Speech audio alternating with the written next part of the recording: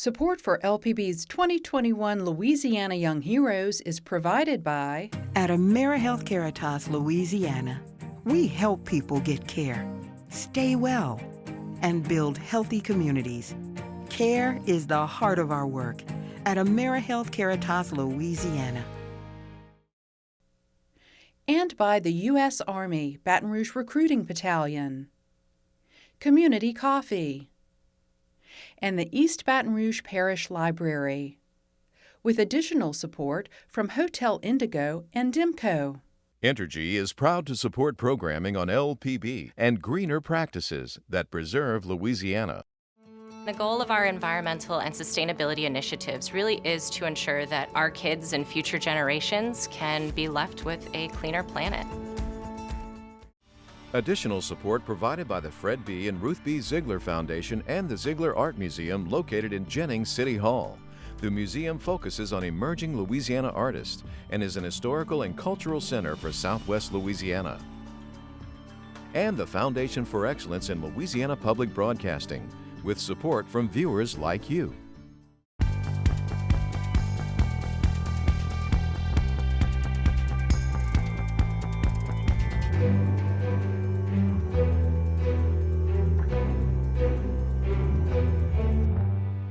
The data is incredibly suggestive. Taste test research gains stature. Get vaccinated, because boy, we're all going to feel better. The push for LSU students to get vaccinated with or without any possible mandate. Seeing all the flooding that's going on has been heartbreaking. The official start to hurricane season. Elliot is and has always been a very optimistic child. Meet this week's LPB Louisiana Young Hero, Elliot Gomes. Hi everybody, I'm Kara St. Cyr. And I'm Andre Morrow. Right now, a lot to get to on this week's edition of SWI. But first, the latest on efforts to get people vaccinated. The state's positivity rates remain less than 5%. That's a good number, but health leaders say more vaccinations will mean even lower numbers. The state is offering incentives to people who've recently gotten their shots. If you have a card that shows you've been vaccinated in the last 7 days, you can get free drinks from restaurants participating in the Shot for Shot campaign. And you can also get free entry to state parks regardless of when you got vaccinated. All you need is your card to prove it. And now to other headlines making news across the state. A unanimous vote at the state capitol this week to help college and university students and to force better responses from the schools they attend to any allegations of sexual assault or harassment. The bipartisan measures by Senator Beth Mizell and Representative Amy Freeman are largely identical, but House and Senate members have to agree on a final approach before a bill reaches the governor's desk. They come in the wake of LSU's Title IX sex scandal. Help is on the way for those with homes that flooded in mid-May. The White House approved the state's request for a major disaster declaration.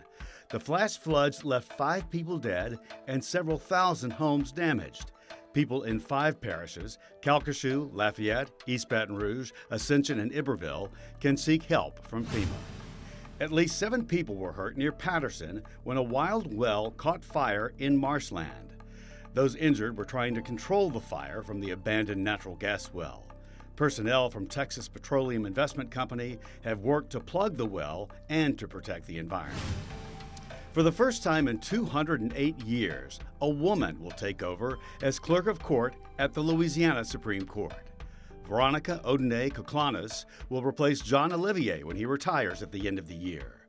Koklanis says she's honored and looks forward to serving the court with dignity and respect, as those who've come before her have done. The weary along coastal Louisiana, still living in campers where their houses once stood, hated to see the calendar turn to June this week. There's been little recovery from the destructive hurricane onslaught of 2020, and now the new hurricane season is officially underway. We are inching very close to the end of this regular session. In the last couple of days, the state expanded medical marijuana programs and also sent tax collection changes to a vote. Tonight, I'll give you some session highlights you may have missed this week. A proposal to limit police officers' immunity from civil lawsuits was rejected on Tuesday. The Senate Judiciary Committee voted against it 4-2. The bill would have put new restrictions on qualified immunity defenses, which keeps law enforcement pretty much immune from damage claims like wrongful death or injury suits. This bill would have also barred the use of qualified immunity if a court determines that an officer's behavior was unreasonable. This proposal was one of several bills suggested in a policing task force organized last year. If you've been convicted of a felony, you may be able to serve on a jury soon. A bill that was passed and sent to the governor's desk would allow felons to be members of the jury on both civil and criminal cases. Right now, they can only serve if they've been pardoned by the governor. The proposal won final legislative passage with a 23-13 vote. If the governor signs, it would go into effect in August. The Senate quickly passed a bill that would allow people to carry guns without a permit, as long as they're 21 and older and aren't barred from carrying for any other reasons. The bill would eliminate mandatory 9-hour gun safety training, background checks, and fees. With no debate, the bill passed 27-9 for changes in the House. But the new measure is expected to be vetoed by the governor if it does end up on his desk. Louisiana's medical marijuana program might be able to give raw, smokable cannabis to eligible patients. A bill passed on Wednesday is trying to lower the price of medical marijuana.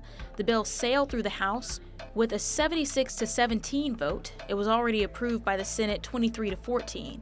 Next up is the governor's desk. He's already hinted that he will sign it, and if he does, the marijuana expansion could happen by January. Also worth noting, tax collection changes are heading to the Louisiana public for a vote. Lawmakers are trying to centralize sales taxes, and that sounds complicated, but what it means is that instead of having parish officials collect them individually, all of it will be handled by one commission of about 8 members. It's something lawmakers have been trying to do for decades, and now that decision involves you at home. It'll be up for a vote in the fall.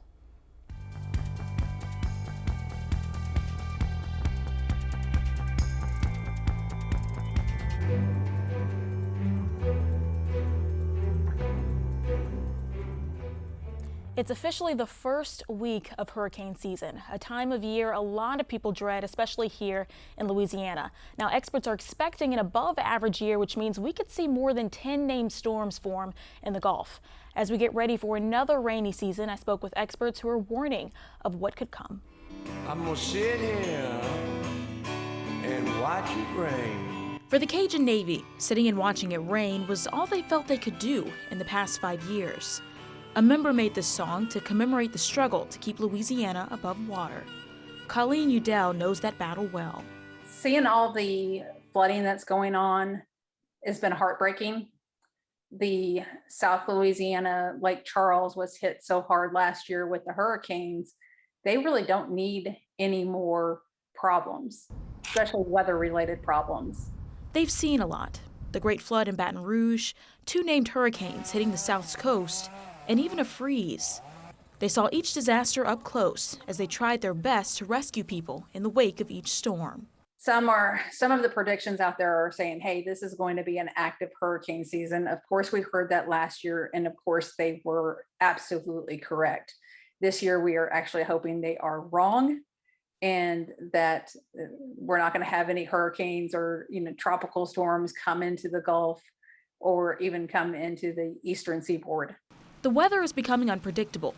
Each year, people in Louisiana don't really know if the rain is just rain or if it's another 1,000-year flood. Sean Sublett with the Climate Central Organization is trying to get to the bottom of that too. One of the things that we're going to have to get used to at all locations across the United States is that weather that is extreme is going to become more common. I would argue what's happened in Louisiana over the last 24 to 36 months is not going to become the new normal. It's not going to be that bad all the time. But Sublett also says it's not going to be the same as it was 10 to 20 years ago. That bad weather you'd call a 1,000-year flood or a 100-year storm may actually start coming every 3 to 4 years, which is kind of what Louisiana has been seeing. For instance, Baton Rouge had the Great Flood in 2016, and about 5 years later, we saw another big flood in both southeast and southwest Louisiana. Sublett says this isn't a coincidence, and it also isn't normal. When there is a storm surge from a hurricane or any tropical system, it doesn't have to be a full-on hurricane. It can be a smaller tropical system. As long as there's sufficient wind flow dragging that water from south to north into Louisiana, this storm surge is going to go farther inland. So there is a lot of risks involved, especially in coastal Louisiana. The risk is usually higher during hurricane season. Last year was an above average year, with Louisiana in the cone of uncertainty several times. This year, it doesn't look like we'll have a repeat, but we're still up for an above average season. Now, to be clear, an above average season means about 10 to 12 disturbances, about 5 to 6 tropical storms, and maybe 3 major hurricanes. There are a lot of things that go into how active one season is versus another. A lot of what we see on the table, or a lot of the ingredients leading into this hurricane season, do suggest it will be active across all of the Atlantic and the Gulf and the Caribbean, but probably not to the extent of what we had last year. Last year was unprecedented with the number of storms. Even if what we see this year isn't the same as what we saw in 2020, Sublette says it only takes one storm to cause a disaster. Colleen Udell with the Cajun Navy agrees. Hurricane Laura was already a disaster, but you pile in the surprise weather events that came after, and you've got a tragedy. The entire Gulf Coast has had its share of hurricanes. Hurricane Zeta came in, hit Lafourche Parish, hit St. Bernard Parish, and just ripped its way through.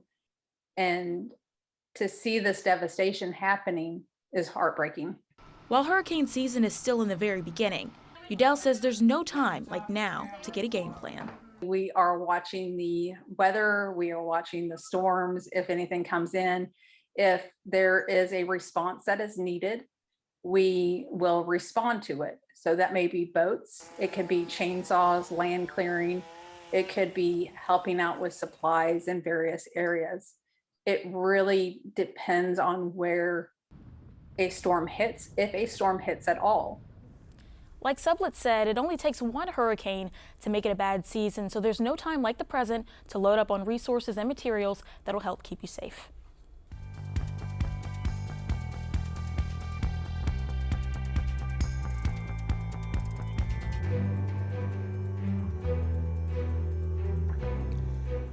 It could ultimately be the other big COVID story of the year. It's the unique COVID story that we've covered, sometimes exclusively, as it evolved right here in our own backyard. The taste test pioneered by Baton Rouge rhinologist Dr. Henry Barham, and most importantly, what taste sensitivity or the lack of it says about who will get COVID and how it will affect them. When a scientific breakthrough becomes a lead story in National Geographic magazine, or the world-trusted JAMA publishes medical research and hails it a game changer, it signals that there's big news. And the big news about the taste test developed by Oak Ridge-born and LSU-educated Dr. Henry Barham is beginning to spread around the globe. You publish in JAMA, it certainly goes through the ringer in terms of peer review. But now, having done that, it definitely considered an honor. I think, great that we were able to publish. I think it's great for our community and for, especially our medical community here. Barham and his team of researchers knew in the first month of the pandemic they were onto something. Their data showed the link between a person's genetic ability to taste bitter flavors and repel the worst COVID had to offer. On the flip side, data showed the inability to taste meant that person got the worst of COVID. I hope that this now turns into further research on taste and smell, and including it into health exams. I think is one potential that I'm excited about. On one of our first reports, I took the taste test and was stunned and worried when I tasted nothing. Worried because it put me in the non-taster group, those that COVID can ravage.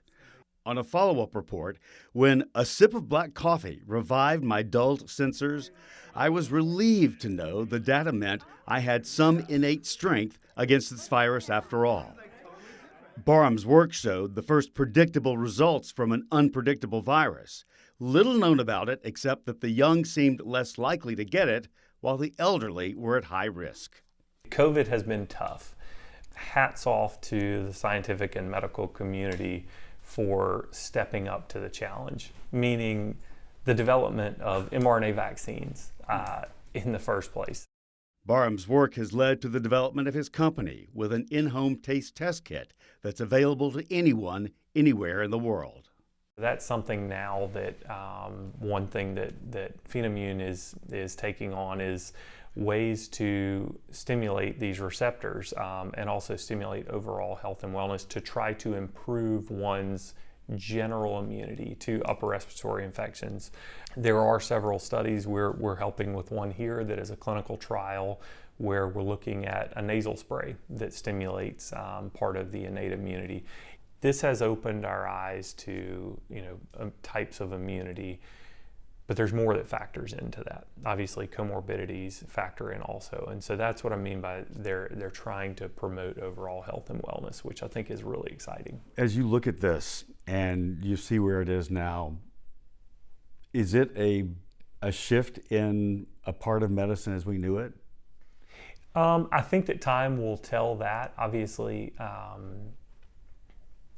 the potential is there, meaning the data is incredibly suggestive.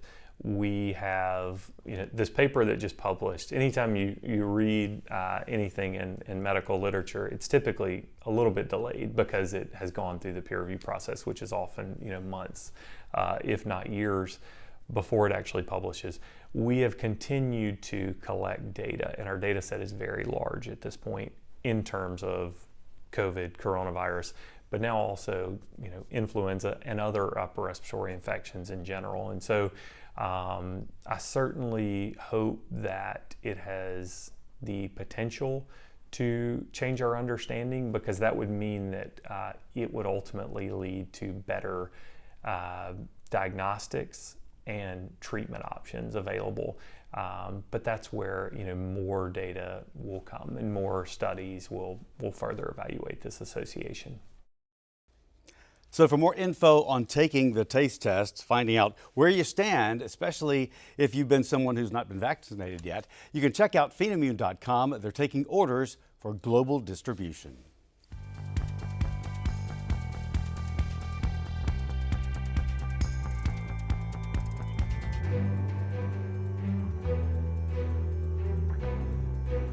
Well, LSU's faculty has pushed for all students to get vaccinated by the time they reach campus this fall, but it seems unlikely to happen. I talked with outgoing interim president Tom Galligan about that and what they plan for this fall.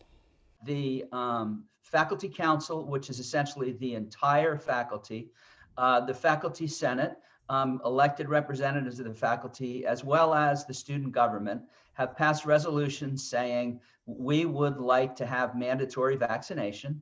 If that's not legally possible, and there are some pretty significant legal questions involved, if that's not legally possible, then the faculty resolution, the faculty council resolution, as well as the faculty senate, provided some alternative safety devices, or safety steps that they would like to see implemented.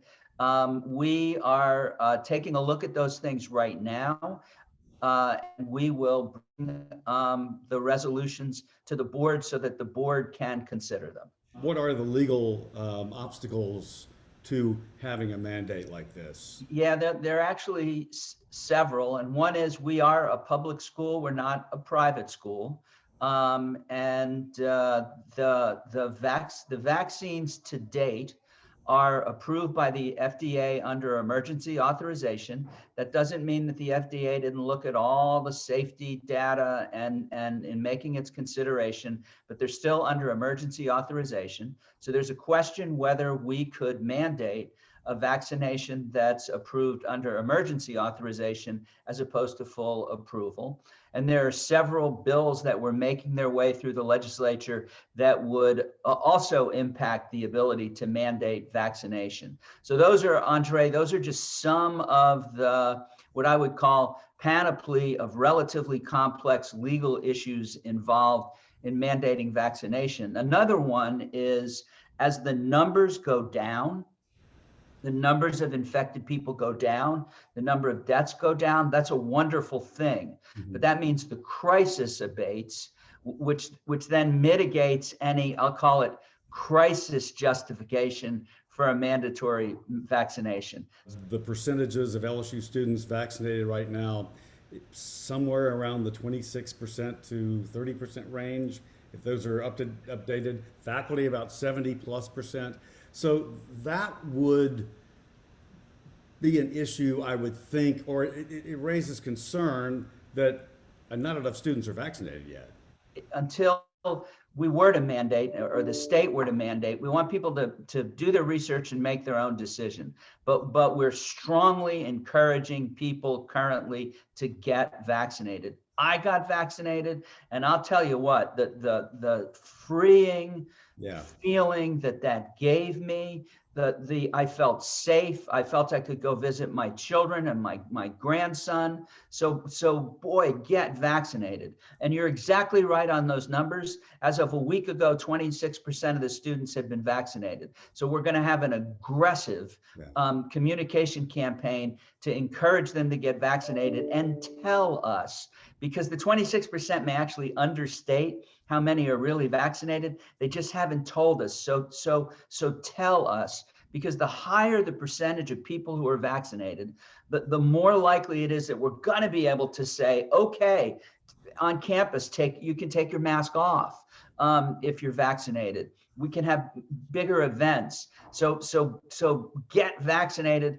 And we're also, Andre, looking at incentives that we could provide for students and faculty and staff to get vaccinated. So what if you can't mandate students to be vaccinated? Can you mandate that people attending a full Tiger Stadium would be able to prove vaccination?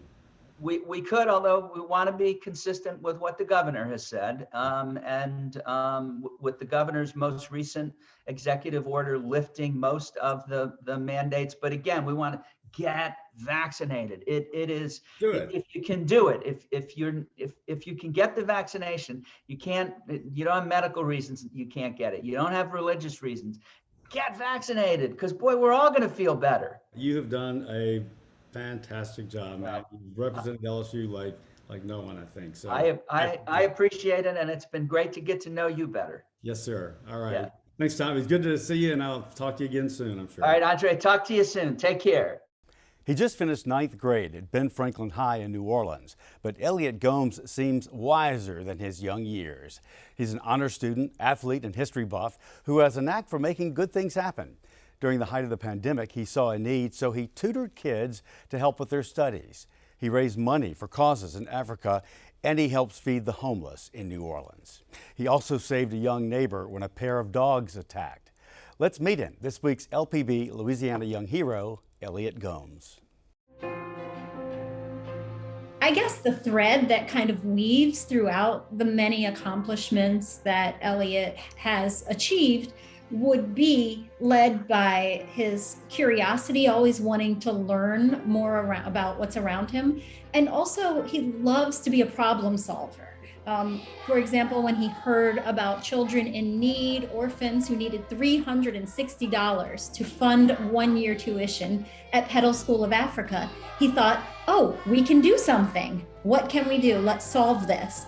And then when the pandemic hit and he started to feel detached, he also thought, what can I do to help? So he's always looking to be part of the solution and problem solve. What I'm so impressed about is that you've just finished 9th grade and your resume is long already. You love sports, you love helping, the arts. Speaking of helping, why don't you guys discuss the dog rescue incident that was so big? So it was November 11th, and I was playing in the front yard with my sister and neighbors when 2 Rottweilers came trotting down the street on the prowl. Then they targeted the youngest and smallest, DJ, and pinned him up against a tree. Then they started biting him. And as soon as I realized what was happening, I ran over there. I was clapping, I was yelling, down, sit, heel. But they weren't paying attention or listening to any of what I was saying. Then I went over to him. I propped him up under his arms so they couldn't pull him down. When they were moving and trying to shake him away from me, I would move kind of towards them, but make sure that they couldn't pull him from my grasp. He had to have several emergency surgeries. Really? Yes, it was a swift response. He had months of recovery, but as you could see, he's come a long way. What kind of a friend is he? He's an amazing friend that helps each other, and he loves us like we were family. That's great. You guys live right down the street?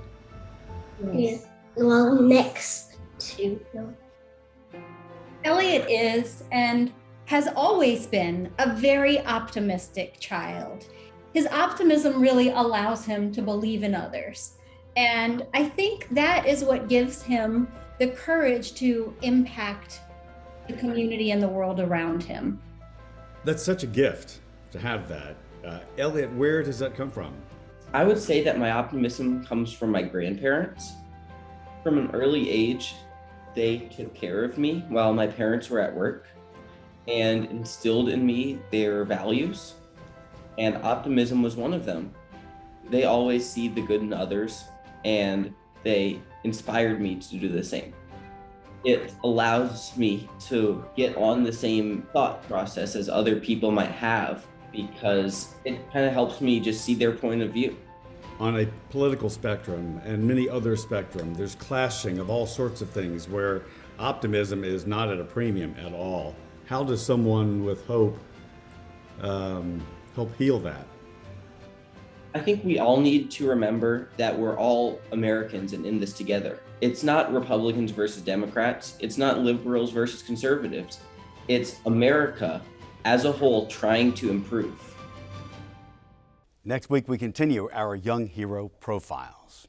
And everyone, that is our show for this week. Remember, you can watch anything LPB anytime, wherever you are, with our LPB app. You can catch LPB news and public affairs shows, as well as other Louisiana programs you've come to enjoy over the years. And please like us on Facebook, Twitter, and Instagram. For everyone at Louisiana Public Broadcasting, I'm Andre Morrow. And I'm Kara St. Cyr. Until next time, that's the state we're in.